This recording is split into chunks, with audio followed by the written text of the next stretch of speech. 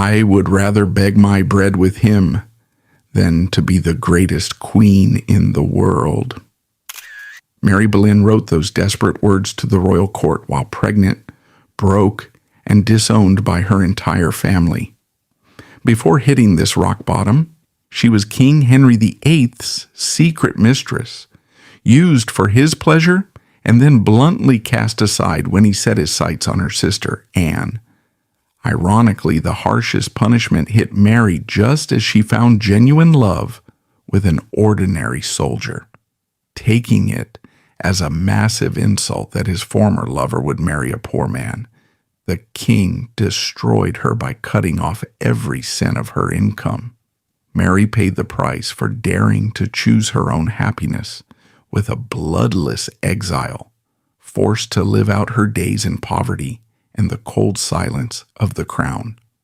In Tudor England, aristocratic families functioned more like political enterprises than warm, nurturing homes. At the head of one such family was Thomas Boleyn, a skilled and aggressively ambitious diplomat.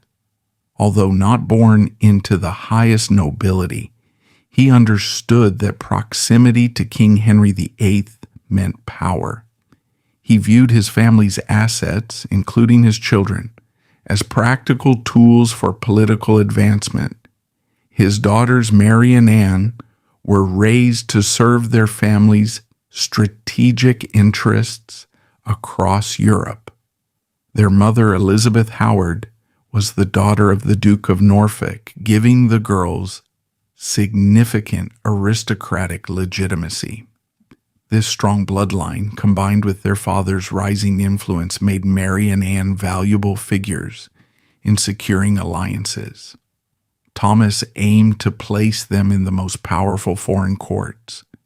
To succeed in the competitive courts of Burgundy and France, the girls needed an exceptional education. Mary Boleyn's childhood was strictly regimented, focusing on skills that would ensure her success in royal circles. Her training went far beyond the standard English curriculum of basic literacy and household management. It was intensive preparation for a demanding career in European high society. Fluency in French was her primary focus, as it was the essential language of European diplomacy, elite culture, and social interaction. Mary also received advanced musical training, learning to play the lute and virginals with remarkable skill. In this era, music was a crucial social tool, allowing a young woman to demonstrate grace and discipline while entertaining important figures. Mary was also thoroughly educated in complex royal etiquette, learning the strict rules of rank and protocol to avoid costly social mistakes. She navigated the customs of courtly love, balancing the need to attract powerful men while maintaining her family's reputation. Ultimately, Thomas Boleyn carefully prepared his daughter to build connections, gather information, and secure lasting influence for their family. In 1514, Thomas Boleyn's investment strategy was aggressively activated. The political landscape of Europe was shifting. The aging King Louis XII of France had recently been widowed and was seeking a new bride to secure an heir and forge an alliance with England. King Henry VIII, eager to secure peace and increase his influence on the continent, offered his own sister, the beautiful 18-year-old Princess Mary Tudor. When Princess Mary sailed for France to marry the decrepit French king, she was accompanied by a vast, glittering retinue of English nobles and ladies-in-waiting. Among them, carefully positioned by her father's influence, was the 15-year-old Mary Boleyn. This deployment was the culmination of her training. At merely 15 years of age, the project named Mary Boleyn was exported across the English Channel. She was stripped of her familiar surroundings and thrust into the epicenter of European politics. The English invasion of the French court was brief and tumultuous. King Louis XII, desperate to consummate the marriage and produce an heir, overexerted himself and died a mere 84 days after the wedding. Princess Mary Tudor, now the Dowager Queen of France, defied her brother Henry VIII, secretly married the man she actually loved, Charles Brandon, Duke of Suffolk, and fled back to England. When the English retinue was dismissed and sent home, Thomas Boleyn made a cold, calculated decision. He did not bring Mary back to England. He recognized that the new King of France, the young, charismatic, and aggressively ambitious Francis I, represented the future of European power. Thomas utilized his diplomatic connections to secure Mary a position in the household of the new French queen, Claude. Mary Boleyn, still a teenager, was left behind in a foreign country. She was stripped of direct familial protection and isolated in the most notoriously hedonistic ecosystem in Europe. The court of King Francis I was a dazzling yet deeply oppressive machine. While celebrated as the epicenter of the Northern Renaissance, a place of staggering wealth, brilliant art, and sharp political maneuvering, its refined exterior masked a ruthless hierarchy driven by intense ambition and the systemic exploitation of vulnerable courtiers. Francis I was a monarch who treated individuals as mere pawns for his personal and political gratification.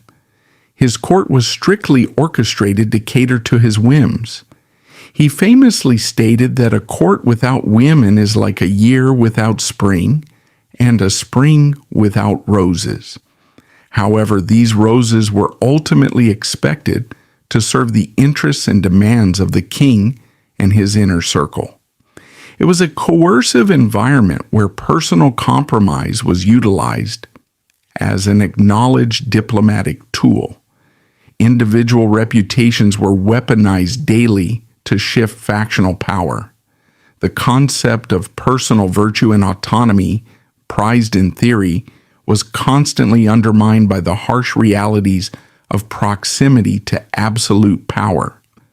Those who yielded to the demands of the king or his high-ranking officials could secure titles and wealth for their families, whereas those who resisted faced the immediate threat of social ostracization or complete political ruin. Mary Boleyn was thrust into this meat grinder.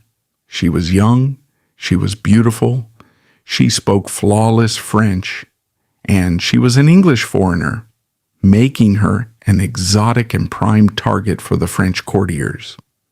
More importantly, she had no powerful father or brother present to protect her honor with a sword. She was completely exposed. What happened next is the subject of intense historical debate, but the ultimate outcome is undisputed. Mary Boleyn's reputation was systematically dismantled.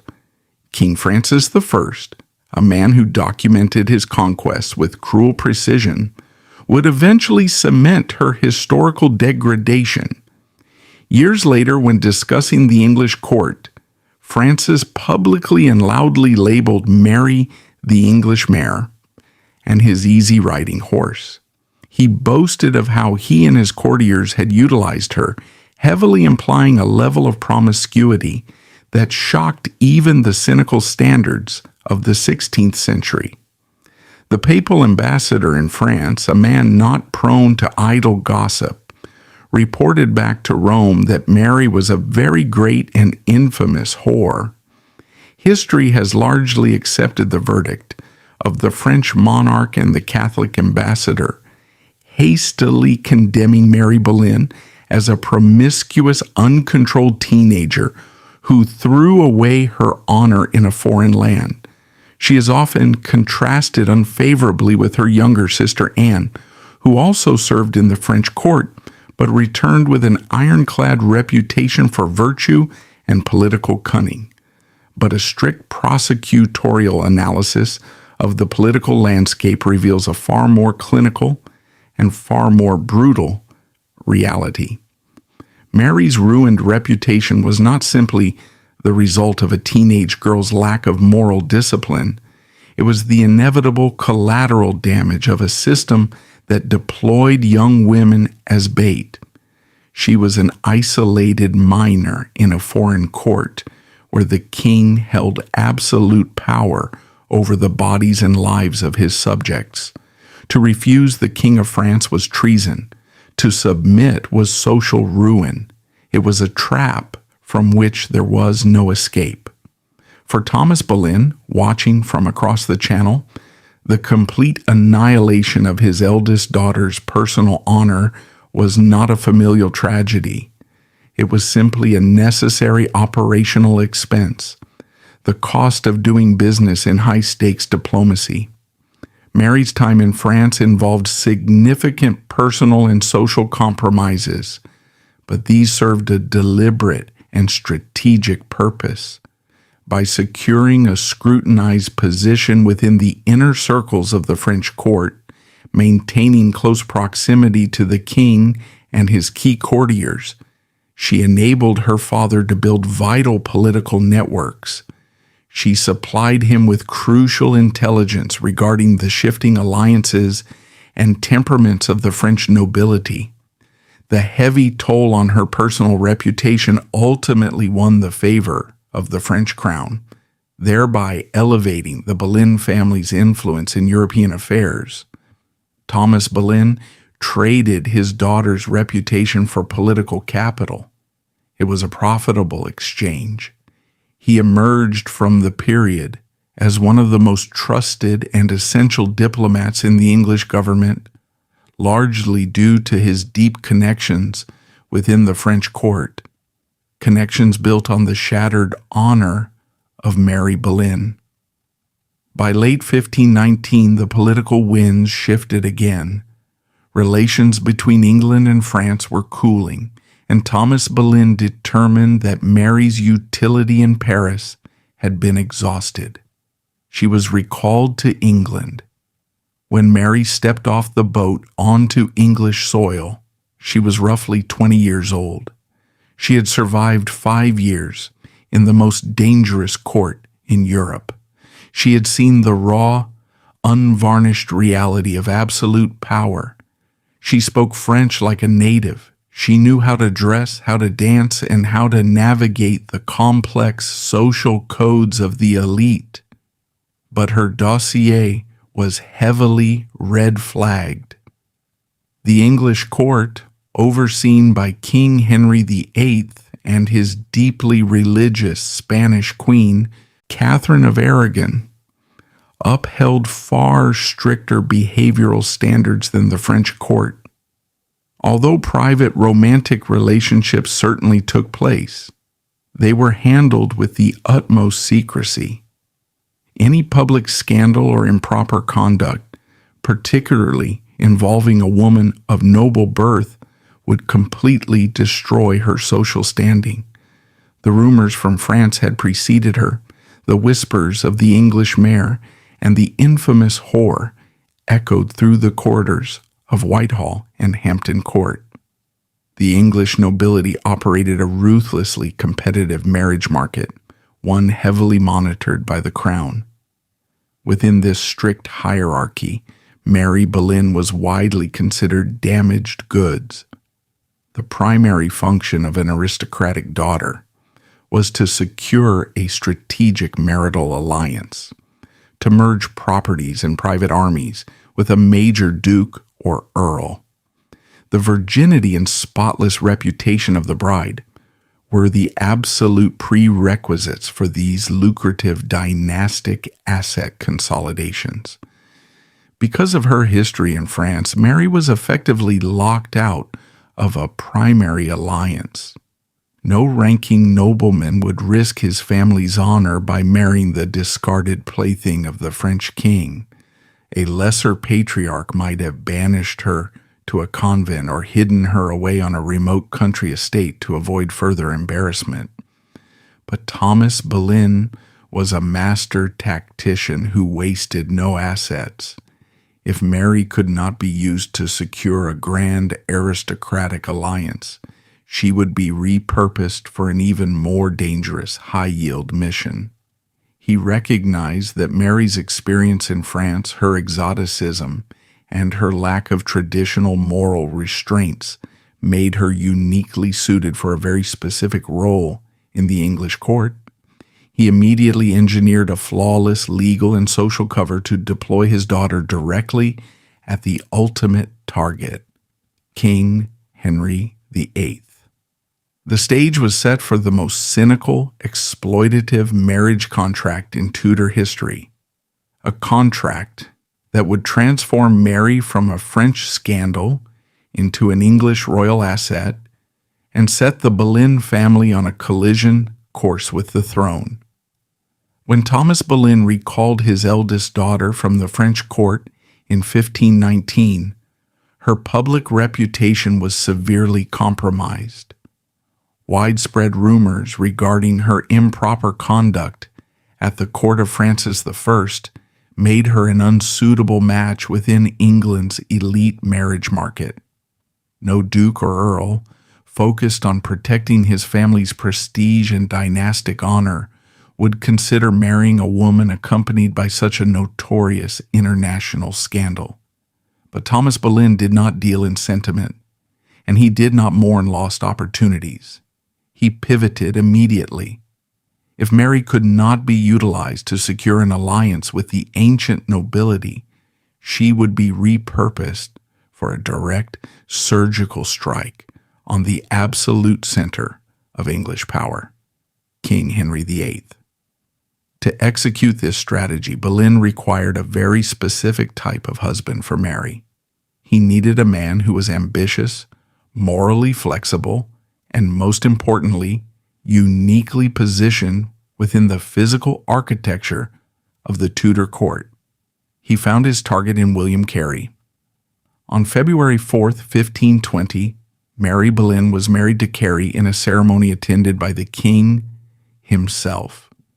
To the uninitiated observer, it appeared to be a relatively modest match.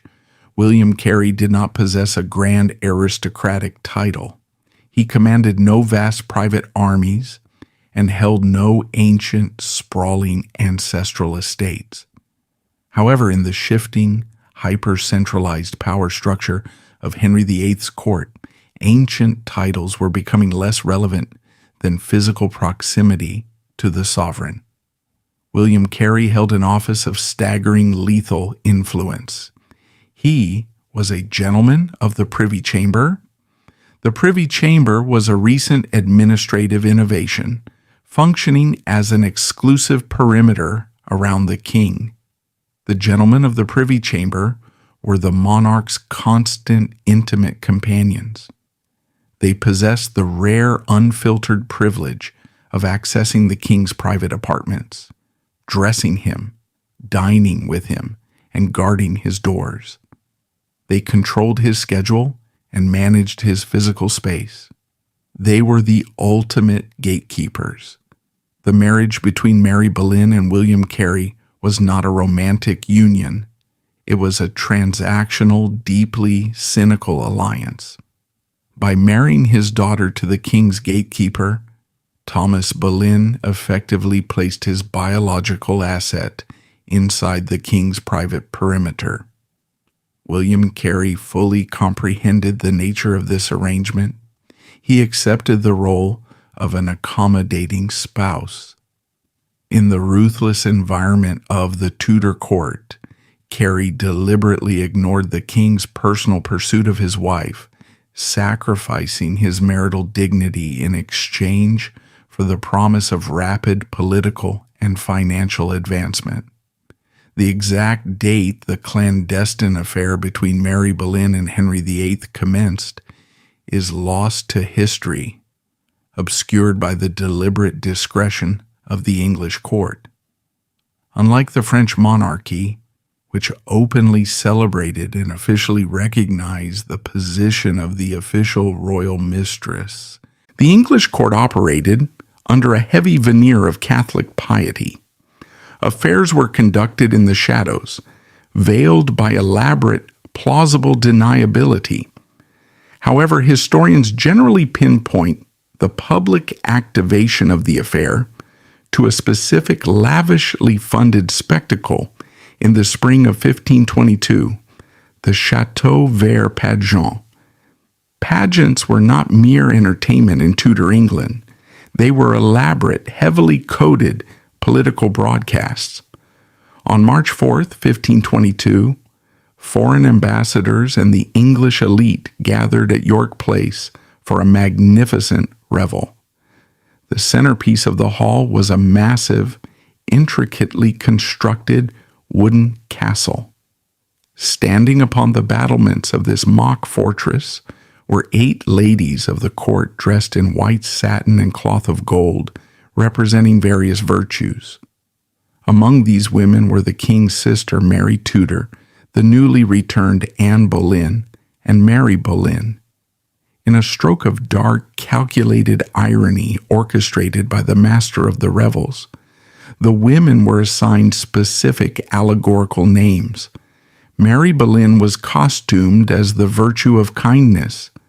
The climax of the pageant involved King Henry VIII and a band of his closest courtiers, including William Carey, launching an assault on the castle. They bombarded the ladies with dates, oranges, and sweetmeats until the women surrendered, descending from the fortress to dance with their conquerors. This pageant was a deliberate public broadcast. The king was publicly communicating his interest. Mary, playing kindness, was surrendering to the sovereign. Following this event, Mary Boleyn transitioned into the role of the king's shadow mistress. Her life became a paradox of immense proximity and total powerlessness. She was required to serve the king's physical and emotional demands, yet she possessed zero political authority, zero physical security, and zero public respect. She was not granted the lavish public gifts or the formal recognition that a French mistress would have received. She remained legally and socially merely the wife of William Carey. She was a ghost in the royal bedchamber, existing entirely at the pleasure and discretion of the men who had orchestrated her placement.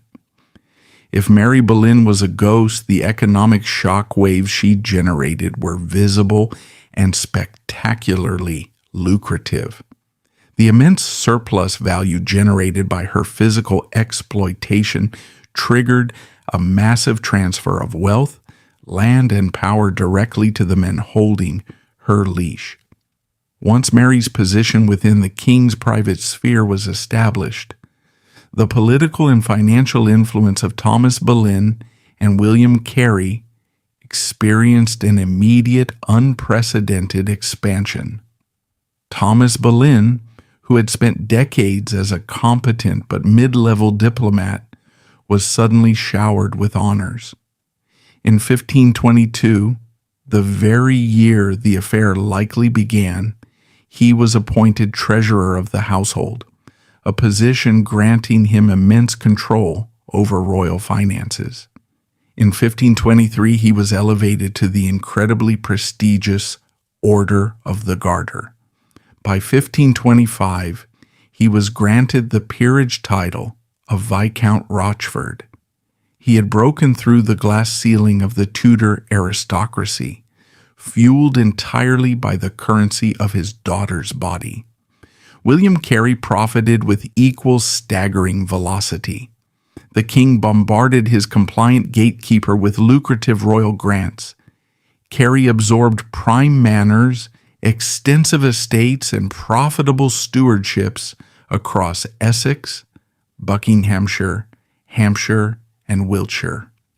He was granted the wardships of wealthy orphans, a lucrative tutor practice where the guardian could exploit the minors' estates and arrange their marriage for profit.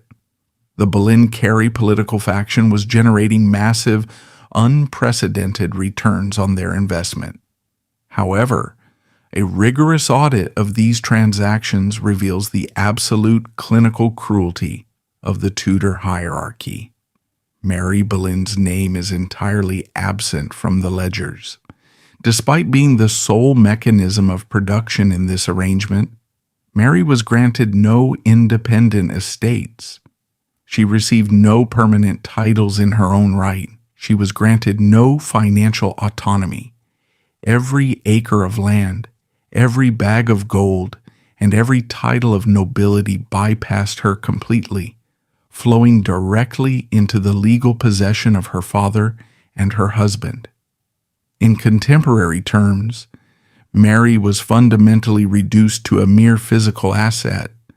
Her deeply personal and emotional efforts were systematically controlled and exploited by the group of men governing her life.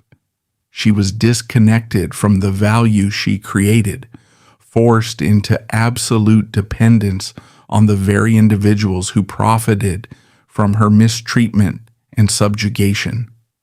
The biological consequence of this sustained clandestine arrangement materialized swiftly. Mary Boleyn endured 2 pregnancies during her tenure as the king's mistress. In 1524, she gave birth to a daughter, Catherine Carey. 2 years later, in 1526, she gave birth to a son, Henry Carey. The paternity of these children remains one of the most fiercely debated topics in Tudor historiography. Legally, under the presumption of marriage, they were the children of William Carey. However, the upper echelons of the court recognized a different reality. Contemporary observers noted a striking, undeniable physical resemblance between young Henry Carey and King Henry VIII. Decades later, John Hales, a Tudor official, would remark that Henry Carey bore a heavy resemblance to the king. Given the timeline of the affair, which was actively ongoing during both conceptions, the probability that the king sired one or both children is overwhelmingly high. King Henry VIII had previously established a firm, undeniable precedent for how he handled his illegitimate offspring. In 1519, another of his mistresses, Elizabeth Bessie Blount, had given birth to a son. The king was so thrilled to have absolute proof of his own virility, having only a living daughter with Queen Catherine at the time, that he explicitly and publicly acknowledged the boy. He named him Henry Fitzroy, meaning son of the king, brought him to court, showered him with wealth, and elevated the toddler to the dukedom of Richmond and Somerset. For Mary's children, however, Henry VIII delivered a chilling absolute silence. He refused any public acknowledgement of Catherine or Henry Carey. He granted them no titles. He provided no independent financial provision for their upbringing. When William Carey eventually died, the king did not step in to protect the children as a father would. He treated them as the legal property of the Carey estate. This glaring discrepancy, elevating Bessie Blount's son to a duke while completely ignoring Mary Boleyn's children, was not an act of paternal negligence or a sudden lapse in affection. It was a ruthless, preemptive, and calculated legal strategy. The king's absolute silence regarding Mary's children was driven by a lethal, inescapable trap in 16th century ecclesiastical law. By 1526, a massive shift had occurred within the geometry of the Tudor court. The king's obsession had violently pivoted. He was no longer interested in the compliant, shadowy submission of Mary Boleyn. He had become entirely captivated by her younger sister, Anne. Anne Boleyn was operating with a different, far more lethal rulebook than Mary. Having witnessed her sister's complete commodification and resulting lack of security, Anne flatly refused to become the king's mistress.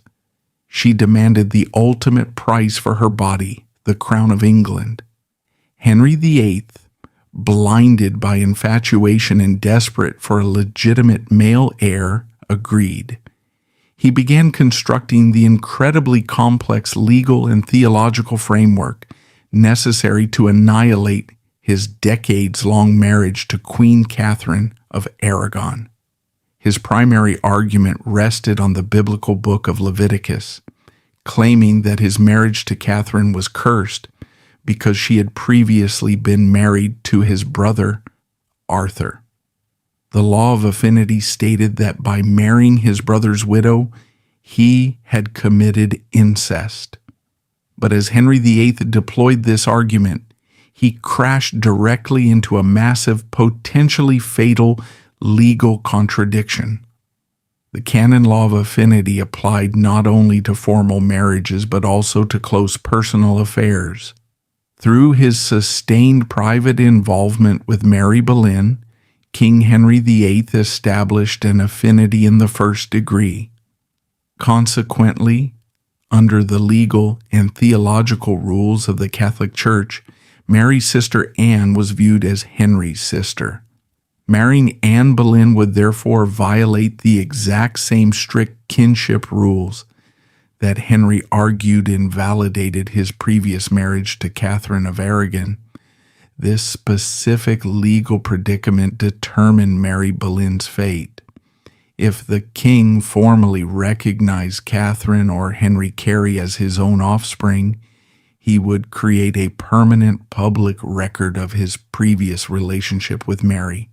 Doing so would hand the Pope and the Holy Roman Emperor the irrefutable evidence required to permanently block his marriage to Anne. To protect the absolute legal viability of his forthcoming marriage and to secure the succession he so desperately craved, the king made a cold, calculated decision. He erased the biological existence of his own children. He shoved the entirety of the social shame, the financial burden of their upbringing, and the historical erasure directly onto Mary.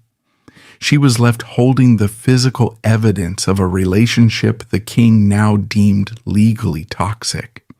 The affair ended not with a romantic farewell, but with a terrifying realization for Mary.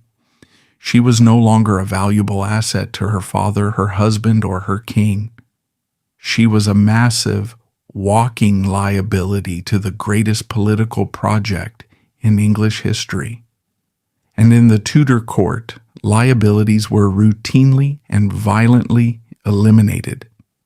The systematic, psychological dismantling of Mary Boleyn was about to begin.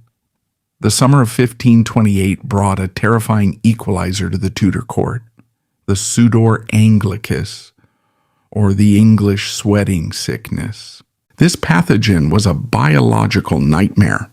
It struck with zero warning, bypassing the filthy slums to ravage the well-fed elite households of the aristocracy. A victim could be perfectly healthy at breakfast and dead by dinner, consumed by uncontrollable sweating, delirium, and cardiac collapse. When the plague hit London, the king's court shattered in panic. Henry VIII, a notorious hypochondriac, fled the capital, moving his household daily to outrun the invisible killer. He ordered his courtiers to disperse. William Carey, Mary's husband and the king's gatekeeper, did not outrun it. In June 1528, the sweating sickness infiltrated his household. Within hours of exhibiting symptoms, the man who had traded his marital honor for vast royal estates was dead. At 29 years old, Mary Boleyn was a widow. In the Tudor legal framework, widowhood could be a position of immense power for an aristocratic woman. If a husband left a well-managed estate and a clear financial provision for the wife, a widow became an independent legal entity, free from the control of a husband or father. This was not Mary's fate. William Carey had lived with the aggressive spending habits of a man who believed his proximity to the king guaranteed infinite credit. He died leaving behind a catastrophic mountain of debt. Legally, upon his death, Mary was immediately exposed to his creditors. The magnificent manors and lucrative stewardships Carey had been granted were heavily mortgaged or strictly tied to his male heirs. Mary was left holding a hollow, bankrupt shell. In this moment of total, terrifying financial ruin, the absolute sociopathy of the Tudor elite was brutally exposed. Mary possessed the two most powerful connections in England.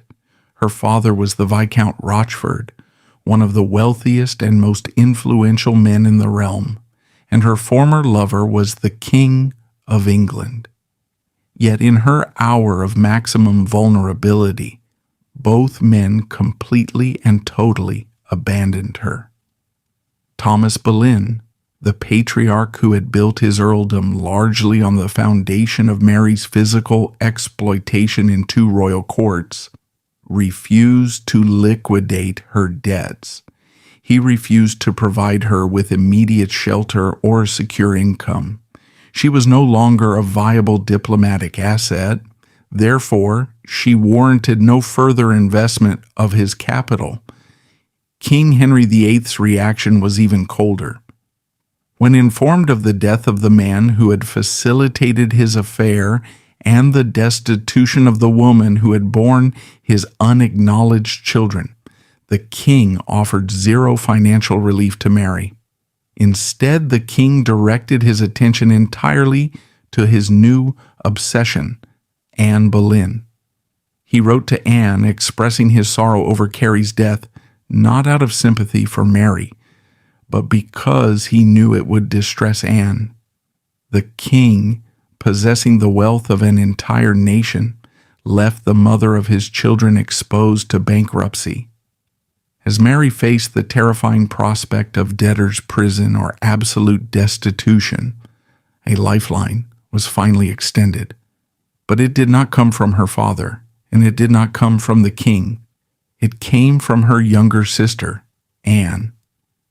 Anne Boleyn was, by 1528, the undisputed power center of the English court.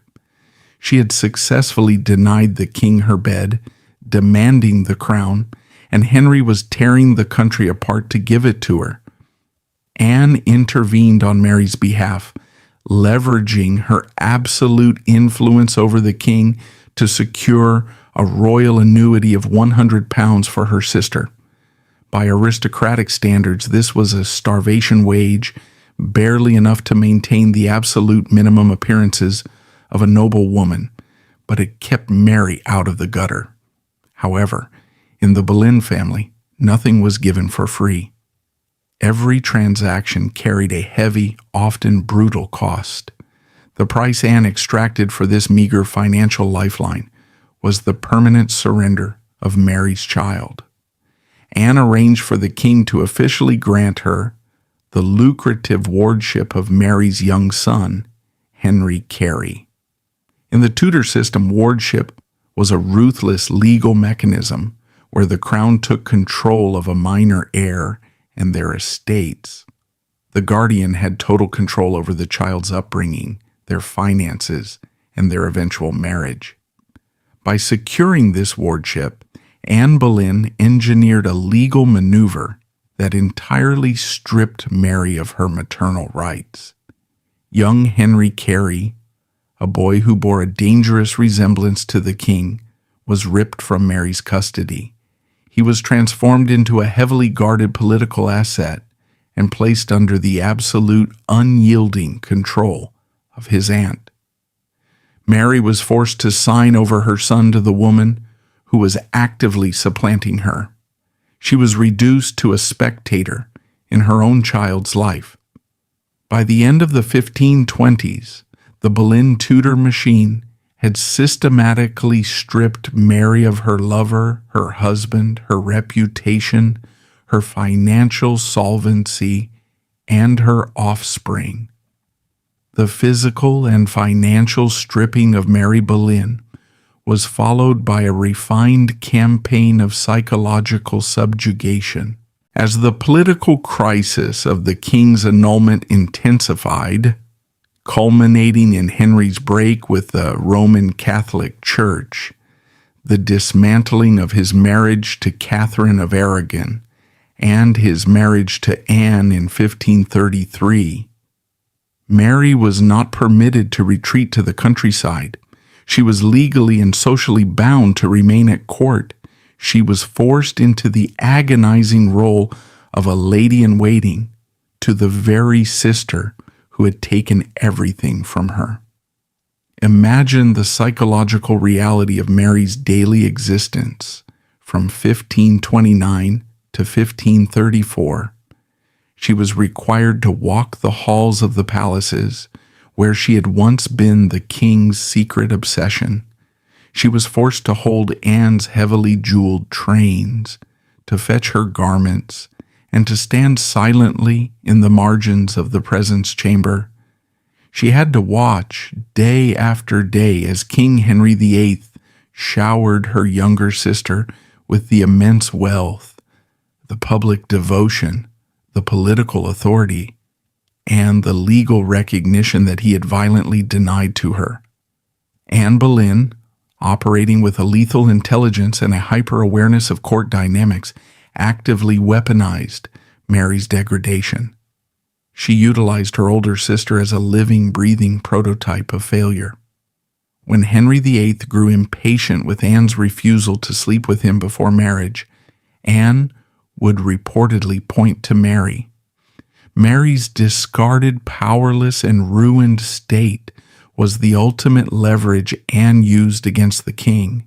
She used her sister's ruined reputation as the exact justification for her own unyielding demands. "Look at my sister," Anne's strategy implied. "Look at what happens to a woman who surrenders to you without the protection of the law. I will not be Mary." Mary's public humiliation, her poverty, and her powerlessness were the very fuel Anne used to negotiate her queenship. Mary was kept at court not out of sisterly affection, but because she was a useful visual aid in Anne's high-stakes negotiation with the king. In the spring of 1533, the Boleyn faction achieved its ultimate, seemingly impossible goal. Anne Boleyn was crowned Queen of England in a magnificent ceremony at Westminster Abbey, her womb already carrying the child they believed would be the male heir to the Tudor dynasty. But the moment the crown was placed on Anne's head, the political geometry shifted once again.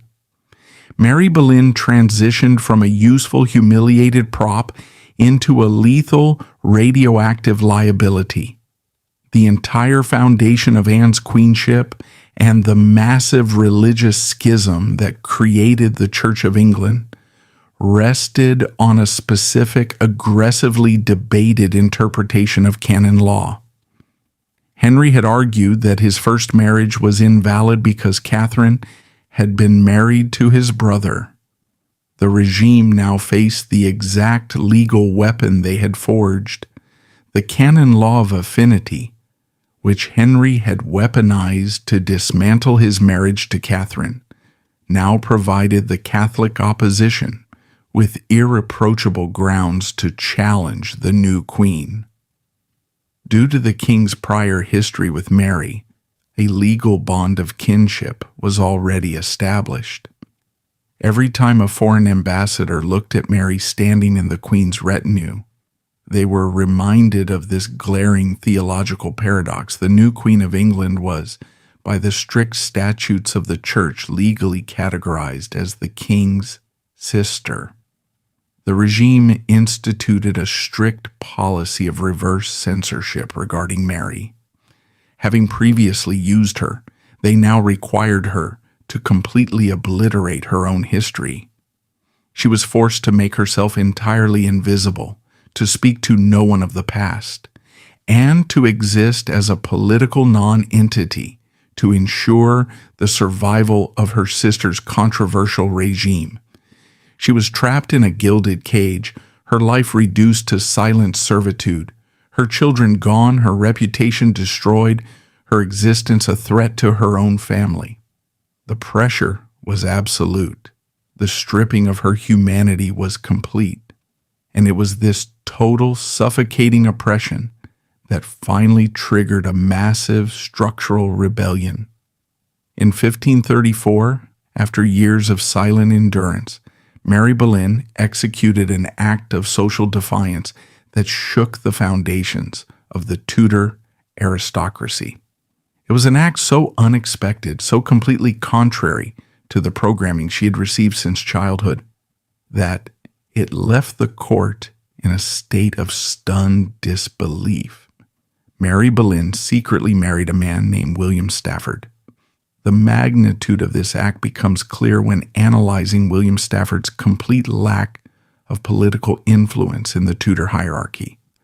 Stafford was a man utterly devoid of political capital. He possessed no noble bloodline. He controlled no vast ancestral estates. He held no rank in the government or the military. He was the second son of a minor Essex landowner. Professionally, he was a gentleman usher and a common soldier serving in the king's garrison at Calais. His income was negligible. In the strict social hierarchy of Tudor England, marriages functioned as strategic dynastic alliances.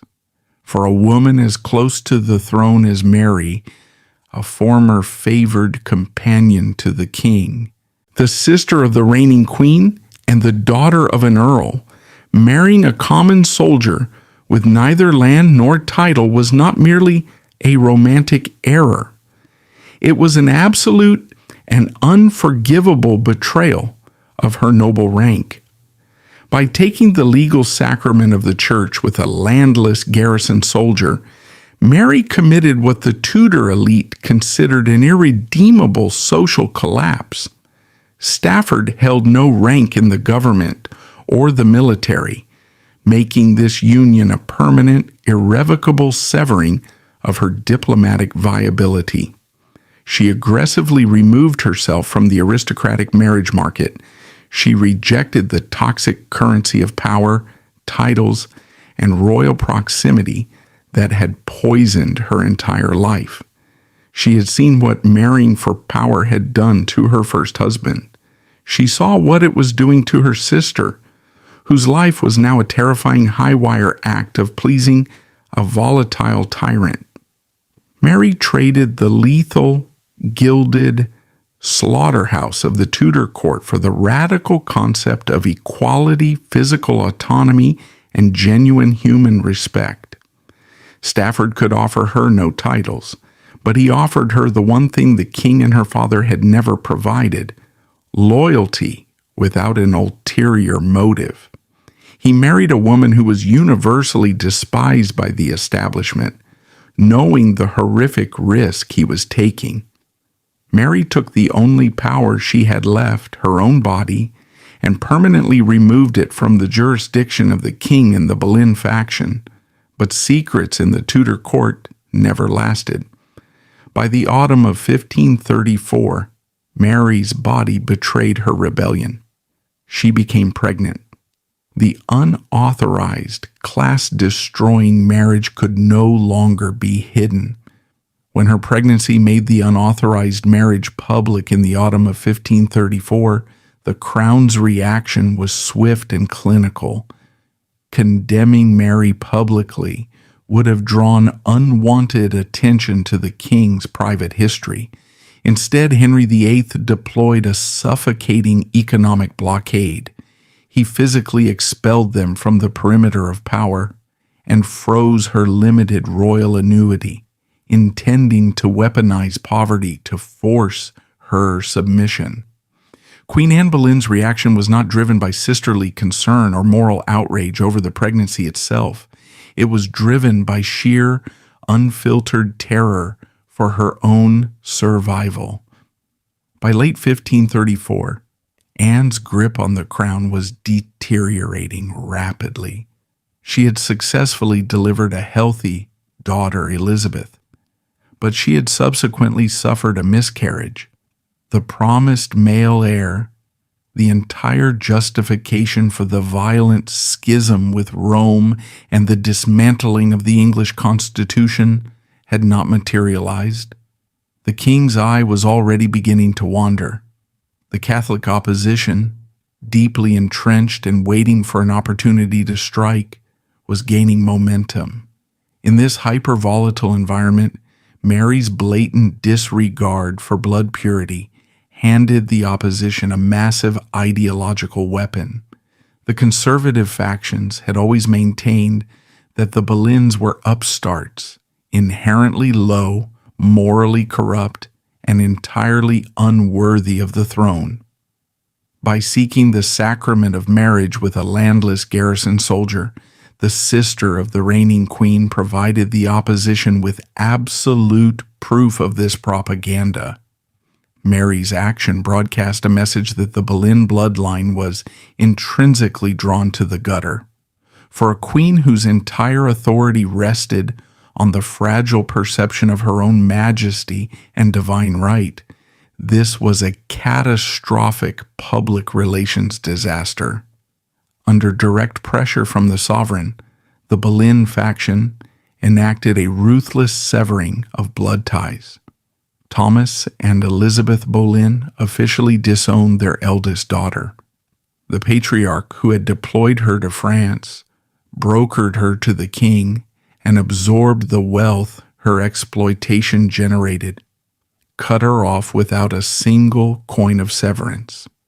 To protect their own precarious proximity to the king, they threw a pregnant Mary onto the merciless streets of 16th century England, orchestrating a complete and absolute familial boycott. She was barred from Boleyn properties. She was denied access to her son, Henry VIII, who remained locked within Anne's custody.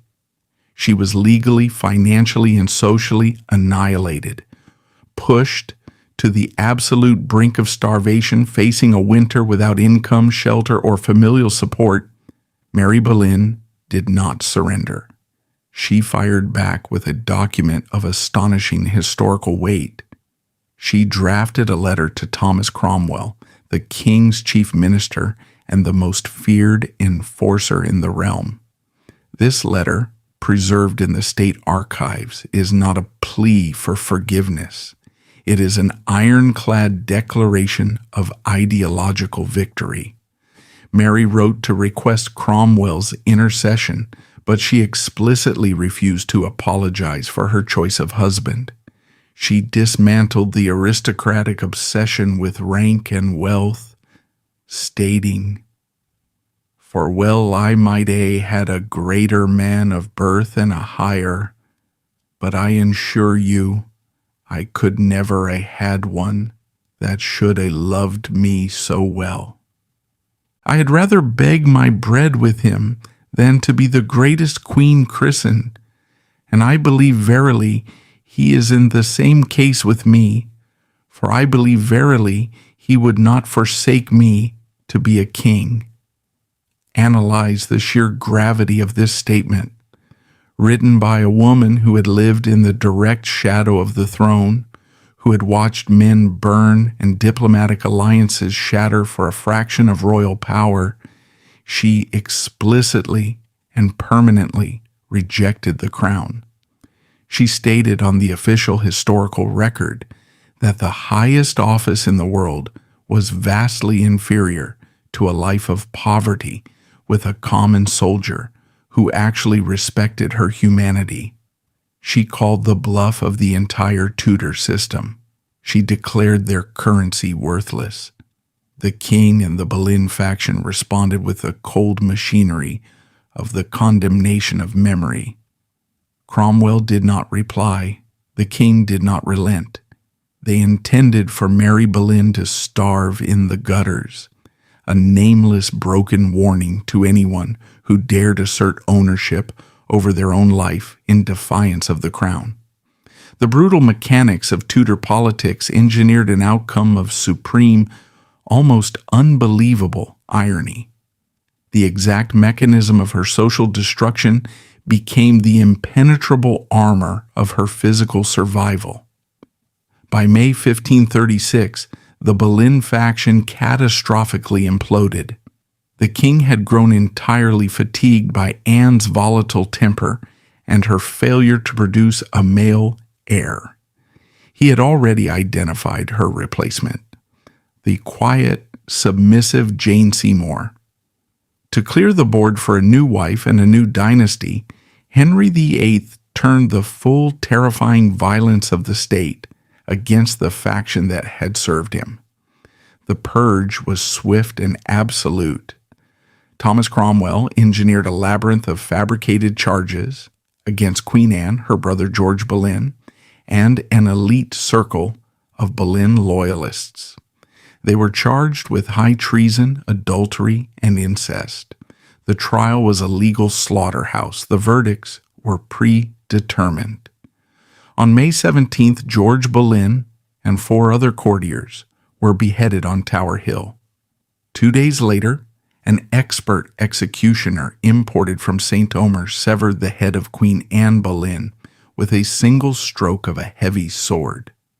Thomas Boleyn, the architect of the family's rise, was stripped of his influence, his seals of office, and his dignity. He was forced to watch the annihilation of his children and the collapse of his empire. He died a broken, irrelevant man 2 years later. The family that had traded Mary's body for power was completely eradicated by the very monster they had fed. During this absolute bloodbath, Mary Boleyn was untouchable. Because the king had financially ruined her, because her family had publicly disowned her, and because the court had successfully erased her from the political map in 1534, she possessed zero political gravity in May 1536. When Cromwell's agents scoured the country for anyone connected to the Boleyn power structure, they ignored Mary. She controlled no private armies. She held no estates. She had no faction. She was a non-entity, living in poverty with a garrison soldier. In the lethal purges of the Tudor state, political violence was directed exclusively at those possessing tangible power. Mary had successfully rendered herself a non-entity to the state. The social banishment of 1534 was the exact and only reason she survived the physical executions of 1536. If she had remained the compliant, obedient widow, hovering on the edges of Anne's court, she would have inevitably been swept up in the purge, tortured for evidence against her sister, or executed as an accomplice. By choosing William Stafford, she had unwittingly built a bomb shelter that saved her life. Mary Boleyn lived the remainder of her life entirely removed from the toxic radius of the monarchy. Following the execution of her siblings and the subsequent death of her father in 1538, the crown permitted her to inherit the scattered remnants of the Rochford estates in Essex. She did not return to court. She lived quietly with William Stafford, managing her lands and existing in absolute obscurity. She died in 1543. Her biological legacy, however, conquered the machine that tried to erase it. Her daughter, Catherine Carey, returned to court years later and became one of the most trusted, intimate confidants to Queen Elizabeth I, the daughter of the sister who had once stolen Mary's children. Her son, Henry Carey, was elevated by Elizabeth I to become Baron Hunsdon, a vital military commander and pillar of the late Tudor state. The historical record frequently categorizes the women of the Tudor era as either absolute victims, crushed by the patriarchy, or manipulative predators consumed by their own ambition. Mary Boleyn destroys this binary. Her life is a devastating, heavily documented indictment of systemic biological exploitation and the rot at the core of absolute power. She was commodified by her father, consumed and discarded by her king, and weaponized by her sister. The erasure of Mary Boleyn extended far beyond the Tudor period. In modern mass media and popular historical fiction, she is frequently subjected to a secondary, perhaps more damaging degradation. Portrayals often strip her of her political agency, reducing her to a passive emotional foil to her ambitious sister. This contemporary fictionalization represents a significant failure of historical analysis. It ignores the documented reality of a highly educated, multilingual woman who survived 5 treacherous years in the French court. Repackaging her as a naive girl who merely loved the king is a modern form of exploitation, actively dismissing the chilling reality of a woman who recognized the absolute power of the English monarchy as a toxic environment. The 1534 letter she wrote to Thomas Cromwell proves this. A passive woman crushed by the system does not write a heavily calculated manifesto explicitly rejecting the currency of the crown. To accurately assess the life of Mary Boleyn, we must evaluate her through the strict metrics of power, exploitation, and survival. The Tudor court was a hyper-competitive, deeply transactional ecosystem operating on the currency of human capital, land, and proximity to the sovereign. Thomas Boleyn utilized Mary as the vanguard, deploying her physical and social capital to breach the perimeters of 2 kings. Anne Boleyn attempted to rewrite the rules of the game, demanding legal ownership of the power she generated, miscalculated, and was executed. Mary Boleyn represents the ultimate counter-narrative. She identified the fatal flaw in the system. The system only possesses power over you if you value what it offers. By voluntarily rejecting wealth and titles for a life of poverty and exile with William Stafford, she short-circuited the machine. The court had no leverage left to force her to the executioner's block. She endured extreme biological exploitation and absolute financial ruin, yet she refused to let the system dictate her final act. Mary Boleyn died in her own bed, on her own land, married to a man she chose. In the lethal zero-sum game of early 16th century politics, the invisible sister achieved the most impossible outcome of all. She won